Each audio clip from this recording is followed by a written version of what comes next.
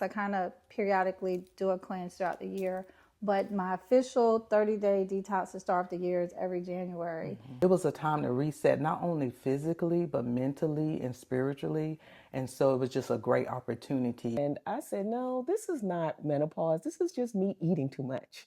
And so I was determined that I was going to stop eating, and but I started roller coasting. Prior to this detox, I was taking some hormone pills for menopause, the hot flashes, Yes, you know. So I said, you know, God, if I'm gonna do this and I'm going to test it and see if it's true, I'm gonna come off all, you know, the medication, the estrogen, the progesterone, things of that nature.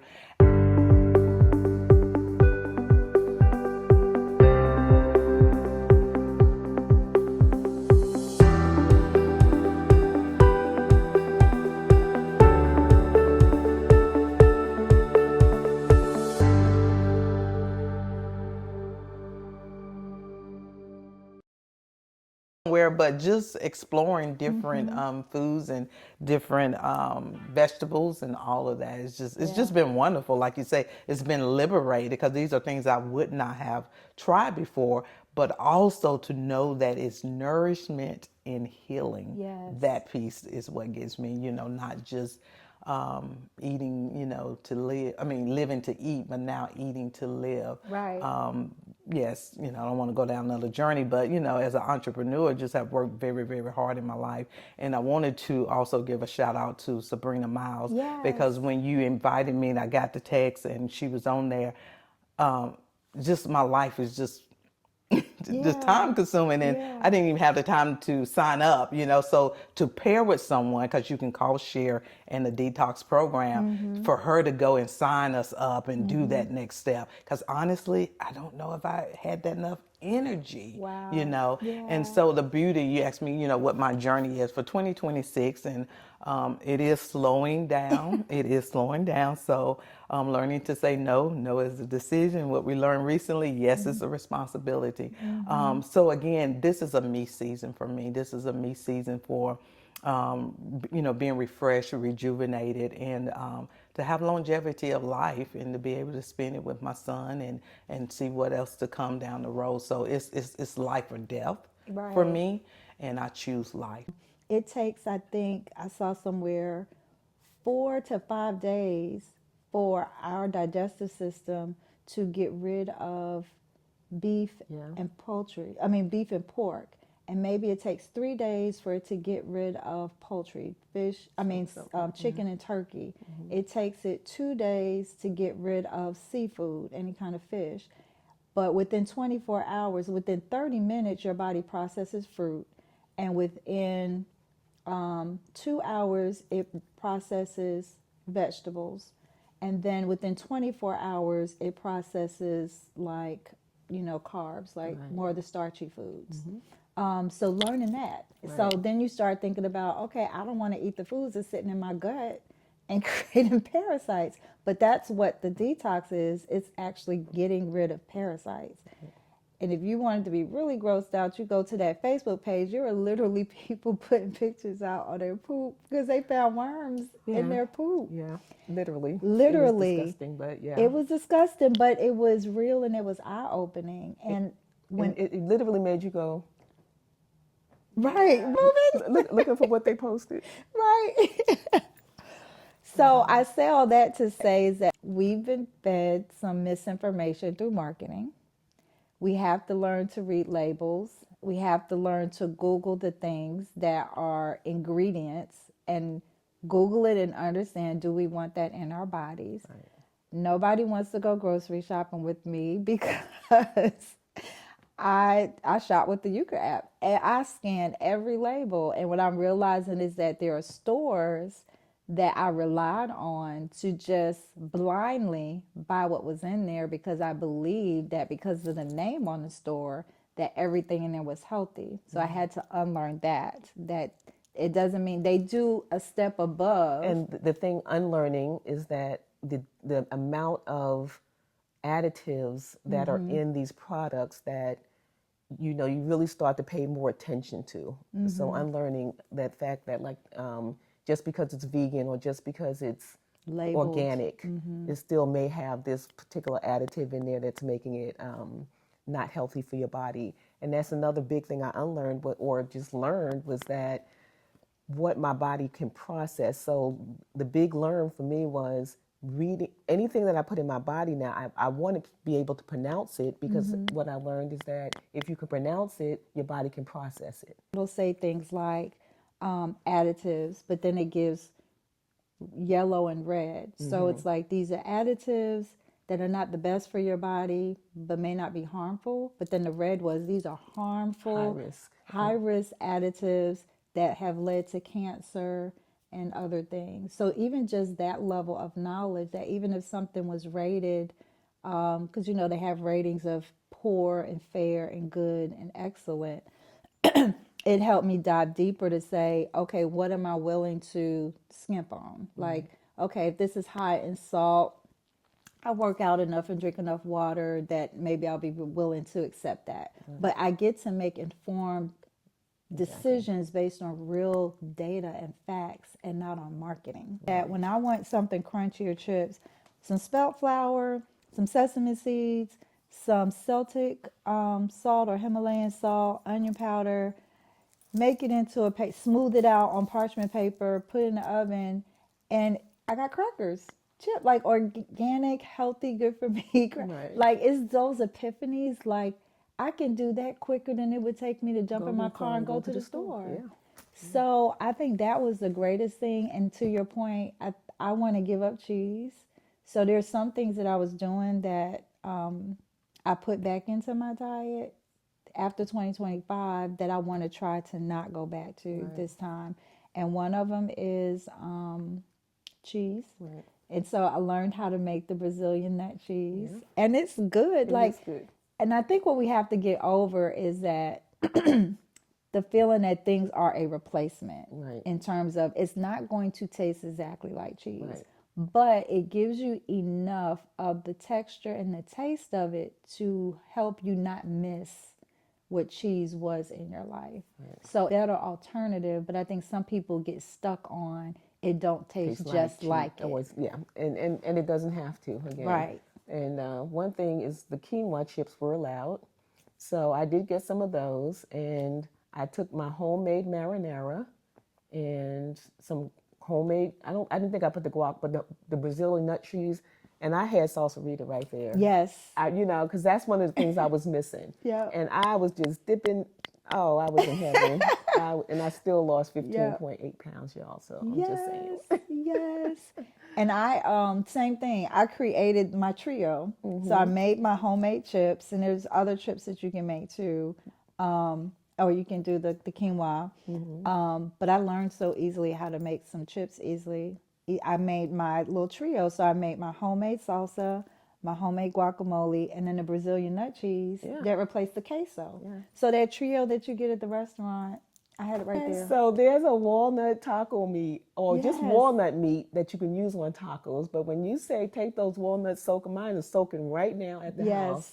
And by the time you finish cooking those, I take the lettuce, put the guacamole on it, sprinkle that walnut meat on there. Oh, you talk about the best thing? Yes. The best tasting. I mean, you can't even compare the freshness of it with salsarita or one of those. And it's lettuce instead of the tacos. And and I eat so many of them. And that's the funny thing about it, is that you feel like you're constantly eating. I can't stop eating. This is so good. Yeah. But it's okay, because you're eating avocado, which is a healthy fat. And in the avocados, you have black olives, and you have red onions, and just and a little bit of Himalayan salt. Exactly. And it's the recipe that's fresh. There's nothing that's the body additives. can't not digest. And then a couple of hours it's digested. And then you're putting on a lettuce wrap, and then you're putting walnuts of brain food, so then you put walnuts on it, which has green peppers and red peppers in it, and it's all stirred up and cooked, and it's just so delicious. It's better than, to me. The absolute only reason I go to a restaurant is because friends invite me out. We're going out. And so literally, and that was the one thing. So going on the health tip, I put a little video on the Self-Care with Dawn Johnson page about my scare with my heart, because heart disease runs rampant in my family. So I am very conscientious about my heart and my heart health. And this happens to be February's Heart Month. All right. So one of the things, because I learned about the hydration, and I talked to people about the different structured waters to help you stay hydrated to get that situation undergo. But while I was visiting with the cardiologist about that, he shared with me that, because that's the other thing that they teach you, to use coconut oil, grapeseed oil, avocado oil, and extra virgin olive oil. Right. So no other oils. Right. So he explained that when you go to a restaurant, no matter what you order, if they're cooking, you cannot control the oil that they use. Right. And for them to be, economically sound, and, that it's going to be extremely difficult for them to cook without the bad oils for you. Right. So he literally said that in order for because I keep track of my numbers, all of my numbers, and my cholesterol number, to your point, was going up, and I was like, I'm good with how I'm eating, so it was confusing me. And he said and they give you the bad HDL numbers, so you have the good cholesterol and the bad cholesterol. Because I'm like, I don't know what else to do, right? Because I'm doing all the things. And he said, how often do you eat out? And I'm like, not a lot. It's pretty sporadic, but he said, is it more than once a week? I was like, well, when I think about meetings and luncheons and being invited out by friends, it's probably between a lunch and a dinner, it's probably going to be a couple of times. And he said, there's probably absolutely no way that you will be able to, over your lifespan, keep your bad cholesterol from going up if you eat at a restaurant more than once a week.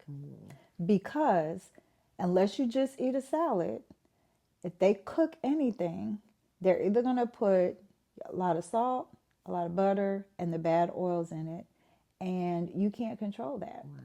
And he said it doesn't even matter what you order. Even if you buy vegetables, if they're cooked, he's like, you can't avoid it. Right. So he's like, if you're trying to keep that bad cholesterol down, you're literally going to have to go to maybe only eating out at a restaurant twice a month with anything cooked, or if you go there, just have a salad. And then he's like, put your own salad dressing in your purse. Right.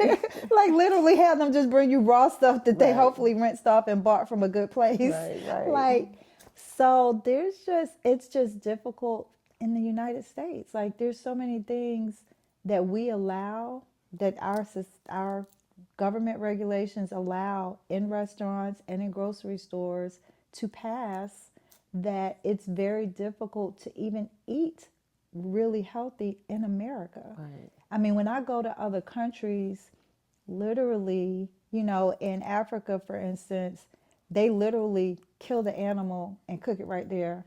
So there's no bleeding out, there's no preservatives, like they cook it literally in front of me. Because the same place where we were kind of being called up if we were on a restricted diet, that no longer happens in that similar setting. Now I see that we were able to have good choices of food that was available to everyone. So we were able to make a full plate of food and not have to be called up because we were on a restricted diet. They still had meat available for those who wanted to consume meat, but there was enough of other things that we could eat where it didn't feel so limiting. So we don't realize, I think, that just, by having little conversations, when people just say, well, what do you eat? And you share with them, what your options and opportunity. Like, a lot of times I go with my bag full of food, and your son bought you a mini crock pot. Oh, yes. And I was like, oh my gosh, that would be perfect. So I was able to buy the mini crock pot, and I love it because I can just put different things in it. And when I go to meetings and already know that they're not going to have food there that maybe I would want to eat, I'll pull out my little mini crock pot, and everybody's curious at that point. And then off to the side, they'll have a little conversation with you. Right. So there'll be lots of opportunities, I think, for us to share and help others on the journey. So we originally had planned to go to Louisiana For the vegan food tour, right? And we shifted that and met Chef Blue. Yes. And I said, hey, maybe this is an option if we don't go to New Orleans. And so as a reward, I guess, to have finished the 30-day detox, I'm excited about participating in and having a chef curated meal. Yes. And we'll have more about her meal, but we wanted to, I think from her menu, and I'm so grateful that and this is again God providing, right? Because I think it's more inspiration when we can find people who are doing things and helping us maybe master some things we're having challenges with. Because I know I wanted to, I keep hearing about the lion's mane steak. And I really wanted to figure that out. So I'm glad that she has that on the menu. And what else do you remember that she's cooking? I know you were excited about. Crab cakes? Yes. She's going to make crab cakes out of oysters? I think so, oysters as well. Okay. Yeah, so it's just exciting. And hopefully, we had mentioned too, every quarter, maybe us coming together in like a book club and sharing the foods that we like and have made and having an experience. Yes, an experience. I guess I don't know what we'll call it, but an experience, a liberated food experience. So hopefully we're able to do that, maybe quarterly and continue to have that support. Because anything that starts off, you're excited, is great. But sometimes, the energy needs to go into maintaining and sustainability and sustaining it as well. And I can actually, I know we talked about doing the food, I think it's called the Ag Tour, the Ag and Art Tour, where we get exposed to local farmers. So I'm excited about that. I know they have some dates, and maybe that can be one of our quarterly journeys. Because I think knowing where we can go and get food is a part of the journey. And there's so many people who are growing food and they grow too much, and you can get food for free. So I really want to figure that out too. Right. So I think as we continue to share our stories, grow this, help other people on the journey, we're just going to find more and more opportunities to sustain ourselves on the journey. Our family used to garden, because we had no choice. We would just let off the plantation and we were like, okay, go fend for yourselves. There was no subsidy. There was no welfare. There was nothing. Our ancestors had to figure out how to take care of themselves, and they did that through farming. And we just allowed for these companies to be formed by people who said, okay, I'm going to figure out how to, give things to you more conveniently so you can work harder in my company and not take the time to prepare your food. And we just let this convenience mania take over, not thinking about what we were putting in our body. When I went to Portugal, I almost cried because my husband and I sat outside the restaurant in the little dining area and watched the people come out of the back door of the kitchen and go into the garden and get the vegetables and prepare them and put it on our plate. And we knew that they were cooking with food right from the garden. Like, that made my heart go, wow. So we don't really have that here. So it's going to be so hard to control. But I don't want to discourage people. Do the best that you can. Right. I would encourage people to shop at farmers markets. Get to know the farmers even, because somebody told a story. Was it you? Who said that somebody was supposed to be giving you some fresh herbs and you saw them shaking it out. Somebody told me shaking it out of a bag and then selling it as something that they created. Oh, wow. So you got to even get to watch and know the people who are at the farmers markets and the flea markets and stuff, and really talk to them and know that, you can physically look at them and see if they're healthy, number one. And number two, talk to them about what they do, why they do it, how they do it, so you can get an understanding of, is this really going to be good food for you? Right. Learn how to read your labels, know what those little stickers and the numbers on the stickers mean. And that's you doing the best that you can. Right.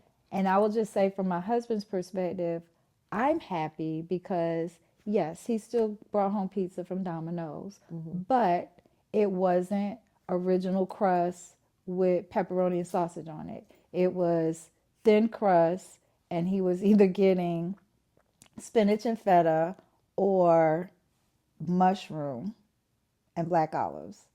So even that, like Right. I'm accepting that as a win. Like he Right. may not eat the stuff that's on our list, but he was listening and he was watching, Right. and he's still going out and making better choices, and that's better than where we were before. And I have to laugh because I was talking about my friend, and he would taste something, he'd go, that's not bad. And at first I was like, what do you mean it's not bad? I wouldn't say it's excellent. Good, like this is delicious, so like we were doing with each other. So eventually I learned that, like Run DMC, not bad meaning bad, but bad meaning good. Because, he would literally just eat, and he's been he watches everything. I'll put Dr. Bobby on the big screen, and we'll watch his YouTube videos, or we did watch What the Health, or we'll watch, and so he's becoming more conscious as well, supporting me, but at the same time becoming a little more conscious of what's going on in your body and the things that you're eating and how it affects you. So I think it's a very successful program. Absolutely. And I think even another eye-opener for me was Game Changer. Did you watch that documentary? Mm-mm. Y'all should watch Game Changer. Mm-hmm. That would resonate with him, and that's what resonated with Terry. Okay. Because the strongest man in the Guinness Book of World Records was plant-based. And What the Health, though, there was the guys who were buff and working muscular. Out and doing all that. So we are sold that you got to eat meat Right. in order to get protein. Right. Because there was even someone in the Facebook group who said, I'm working with a personal trainer and they're telling me I have to eat fish and turkey and chicken to get the protein. Like that there was no way that they were going to be able to help her get the physique she wanted without eating those things. So we were all populating, it's not true, you can eat this, you can eat that. Because I watch Sweet Potato, I go to the page of Sweet Potato Soul, and she has a list of foods, and she shows you how you can get 120 grams of protein in your diet if you wanted to within a day through your 3 meals. Right, she's good. I like her. Yeah, so Sweet Potato Soul, and because I love giving people resources. And now we both I think stumbled on this new guy called the Naturalist. Yeah, Naturalite. Naturalite, is that what it's called? And then my favorite new one that I've learned over this process, because if you know about the algorithms, that once you start researching something, everything starts popping up. So the plant-based trap house. Oh, she is so good, and when she went to pour that water and it was the crystal geyser, I was like, we're in. We're good. Right. We're good. That's the other part we didn't talk about. Was the water. Bottled at the source. Bottled at the source. So you should read your labels, because people make jokes about people probably putting tap water in the bottles and selling them, and we're all drinking bottled water. So you can read the labels of your water, and it should say spring water bottled at the source. And that is, you're knowing you're getting the purest form of spring water that doesn't have additives, if it says that. So of course I UC'd the water, and the crystal geyser came out 100/100, and then I UC'd what I was drinking, which was Members Mark purified water, and it came out 69 to 100, which was really, it was green. Still green. It said good, but I'm thinking, would you like good 69 over 100, or would you like excellent 100 over 100? So. And were you able to click on it to see what made it 69? Like, was I it probably additives? did, but when at the time I was just like, oh, so water has a rating too. Yeah. I'm just going through the house just rating everything. Rating but, it. yeah, Okay. But water has ratings too. Okay. So bottled at the source, water kept 100 out of 100. So. Okay. And then even from a price perspective, because that's another thing, people like, I can't afford to do that. Like we said, a lot of things are a lot quicker than we think it is. And we do a lot of meal prepping on the weekends. I know we all talked about that, because basically that's what I do. I make my soups on the weekend, do my grocery shopping, and then I freeze a lot of stuff, and I portion things out in my containers. I only use ceramic, glass, stainless steel, and bamboo, because plastic has toxins. I don't use the microwave. I use food warmers. Because I don't want the plastic, there's a whole segment on microplastics. But anyway, portion my food out, and literally I'm on go. Like, I have my little bag, throw stuff in my bag, and have my food warmer in there, and that's how I roll. Like, people think they're super busy. I live out of my food bag and I just throw stuff in there. Do what you're comfortable with.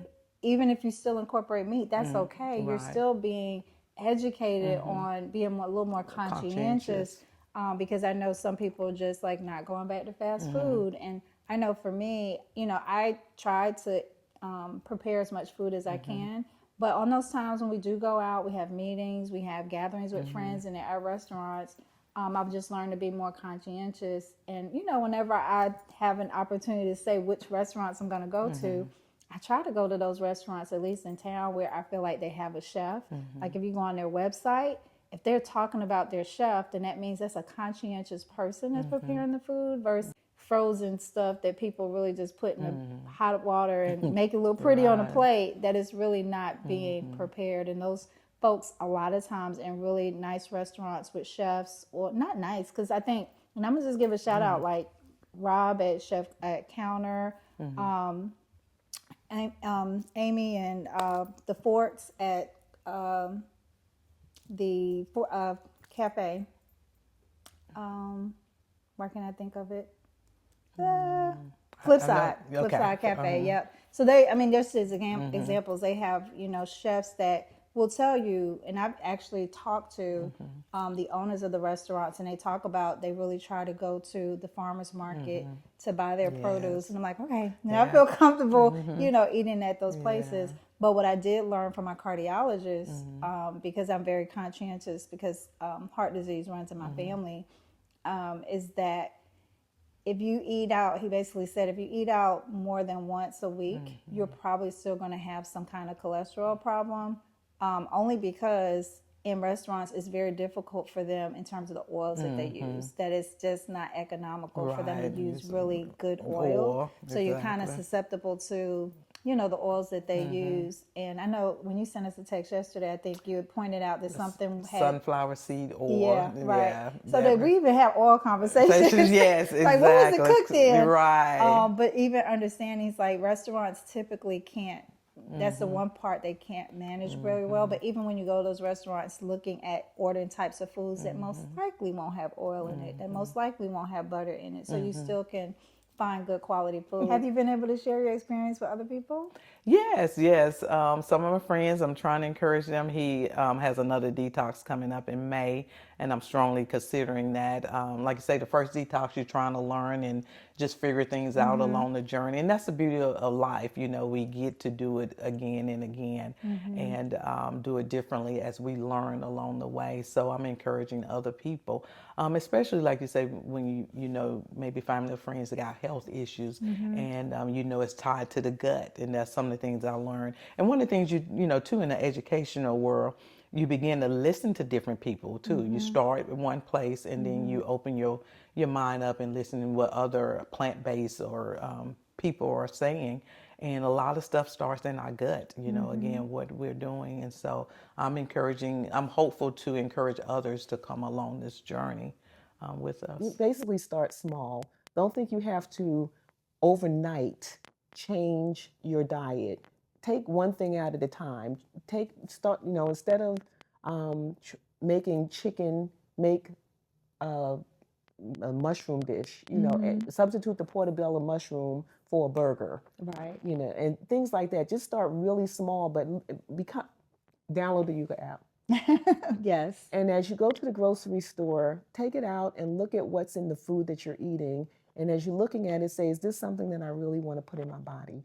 And so that way, I think that would be the best start for a young person, because again, starting out being the convenience, but you want to be healthy. You want to be able to get to 70, ripping and racing. It starts when you're younger. I have friends who in their 50s, 40s, and 50s, my age, they're in wheelchairs. They're breathing, their health, everything. They're taking pill after pills after pills. So it starts when you're younger and it builds up. So if you want to be 60 and just nobody thinks you're 60, they think you're 40. Yeah.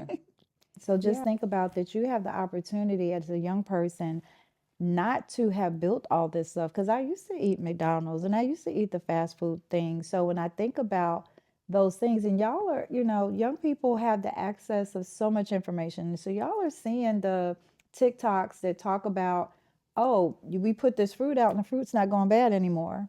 So, like, let your brain be your brain. You understand that food is supposed to rot.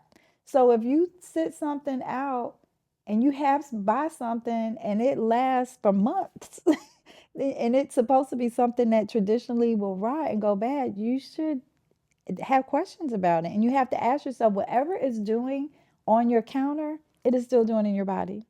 So you can grind it up with your teeth and chew it and put it in your body, but it's sitting there.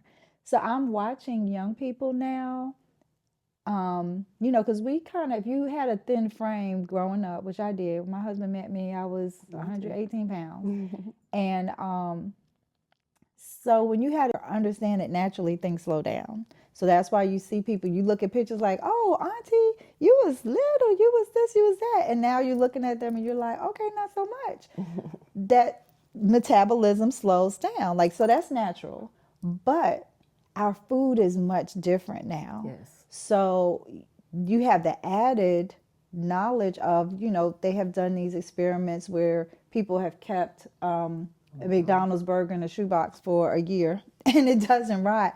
It's in your gut. So first of all, the detox is cleaning all of that, everything that I ate bad for. Like, I'm going to do the detox, if not a couple times a year, at least annually, because I know I have 50 years of stuff that may still be in my body that needs to be purged. So I will continually do that. So you have the opportunity, just as a younger person, to get a jump start on this, but understand the nature of food. I think that I would love to see us all be in community together growing our own food.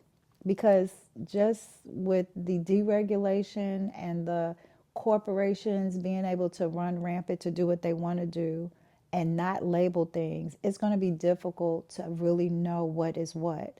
So I think helping, learning how to do, you can YouTube now and grow. Like, there are people who live in apartments who are growing food on their patios. And I think if we all, like, even if I grew 4 things and you grew 4 different things and you started a garden too. She has a garden. But everybody just started growing what they could grow in their kitchen. And then we just start sharing it. Right. Then we can all help each other be more, help with our finances, be more intentional about what we eat, and make this journey a little bit easier for each other. So y'all are smart and y'all resourceful. So I'm just excited that y'all will have this information, and I'm just going to watch and see what y'all do with it, because I know that you can. But just thinking about, I'm so grateful that my daughter, she was 20 when I introduced this to her. So now she cooks this way. She became pescatarian when I became pescatarian. She cooks better than I do. Like, she sends me pictures all the time. Oh, this is what I made, Mama. And I'm learning from her, because I brought my little box from Earth Fair. And I was like, ooh, child, just spent $150. And she said, oh, well, this is what I got. And she showed me her box. And she said, I spent $35. So I was like, okay, let's go through. And we were on FaceTime doing this because she's in Florida.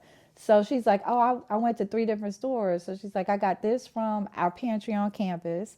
I got this stuff from we like Lidl. I got this from Aldi's, and I got everything I got from Earth Fair. So I'm like, okay, I forgot about Lidl and Aldi's. So I'm going to start incorporating all those places into my shopping. But we also have something called the Country Carrot, which is off Cherry Road, and they have food from farmers, local farmers. So I incorporate them on my little journey. So just, I encourage Super G in Pineville. Super G Market in Pineville, because they have fruits and vegetables and a lot of things that are a lot less expensive. Mm-hmm. But that's where you'll find the burro bananas and the things some of the things find. that you can't find other places. Absolutely. So just start small. Y'all can do what my husband did, maybe. Just get the thin crust pizza with the the feta, feta and spinach or whatever. But start somewhere is where I would. Get the Yuka app. Start to learn a little bit of something every day. And I'm so excited that my daughter did this, and then her friends saw her lose some of that, chunkiness, and she was looking great. And there's nothing about in terms of she needed to change aesthetically.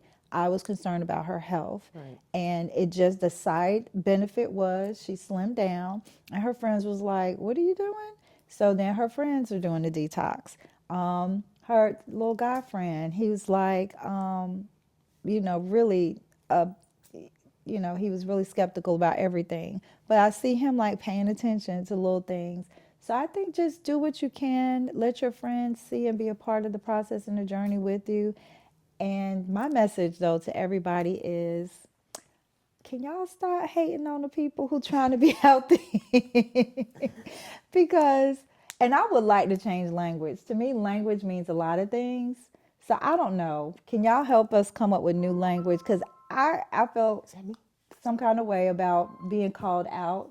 Like, I keep remembering what we were called, like people on restricted. I'm not on a restricted diet. I'm liberated from food. So I'm on a liberated diet, not a restricted diet. So I would love to change that thought process. So now when you want to have healthier food options, maybe say, can the people who are liberated from food come up and get your food first? So maybe, or the liberated food people, this is your food section where you can have healthier alternatives. I think changing language in our culture, and y'all younger people are good at that. So I would love to see you do that. We love the language of the naturalist because, like you say, vegan and vegetarian doesn't necessarily mean healthy, because you can have, junk food that's vegan and vegetarian. Processed. I think that's one thing that we didn't discuss, and I know it's with wrapping up. But the whole processed food part, that was another big deal for me, was learning to let go of the processed food. So when you talk about, I'm in a rush, I'm going to make this macaroni and cheese out the can, whatever, I don't do that. But anyway, just those type of things that are quick and easy. We really have to look at the processed foods and how damaging. Even vegan food that I was talking about is processed food. So that's why you have to step back sometimes from the processed food, because it's very unhealthy. Exactly. Yep. So I think we landed on plant-based. I came up with, because I was struggling. I was like, okay, I don't eat the flesh of land animals, because I didn't want to call myself a vegan or vegetarian, because that came with a bunch of questions. Plant-based comes with other questions. So I started saying, well, I don't eat the flesh of land animals. That's where I am. And so now I feel like I can say that I'm more of a plant-based naturalist, because it's more about eating things that are natural, the way they, are done in nature. So I don't know, get away from the labels and stuff and just think about understanding. If you can pronounce it, then your body can process it. If you can't pronounce it, then your body probably can't process it. So start small and educate yourself. Don't turn off your brain. If it don't make sense, question it.